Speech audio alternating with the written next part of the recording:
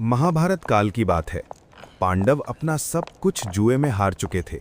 राज्य, धन, अपने आप को और अंत में अपनी पत्नी द्रौपदी को भी। दुर्योधन के आदेश पर दुशासन द्रौपदी को सभा में खींच कर ले आया। वो रो रही थी, अपमानित और बिल्कुल असहाय थी। सभा में बड़े बड़े ज्ञानी और महान योद्धा मौजूद थे।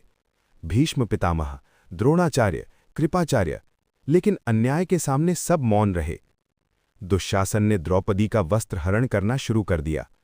शुरू में द्रौपदी ने मनुष्यों से सहायता मांगी, युधिष्ठिर से प्रश्न किया, सभा से न्याय की गुहार लगाई, पर कोई आगे नहीं आया।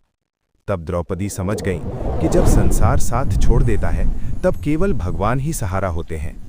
उसने अपने दोनों हाथ ऊपर उठाए, आंखों से आंसू बहने लगे और पुकार उठी, हे द्वारकाधीश, हे कृष्ण, अब मेरे मान की रक्षा केवल आप ही कर सकते हैं। श्री कृष्ण की लीला। जैसे ही द्रौपदी ने पूरी शरणागति के साथ भगवान को याद किया, उसी क्षण श्री कृष्ण ने अपनी दिव्य लीला दिखाई। दुशासन जितना वस्त्र खींचता गया, उतना ही वस्त्र बढ़ता गया। वस्त्रों का कोई अंत नहीं था। आखिरकार दुशासन थक गया, उसकी शक्ति समाप्त हो गई और वह भूमि पर गिर पड़ा। द्रौपदी पूरी तरह सुरक्षित रही। उसका मान, मर्यादा और लाज तीनों बच गए। इस कथा से सीख। ये कथा केवल चमत्कार नहीं है, बल्कि जीवन का गहरा सत्य सिखाती है। जब अहंकार छोड़कर ईश्वर की शरण ली जाए, तब भगवान स्वयं हमारे मान सम्मान की रक्षा करते हैं।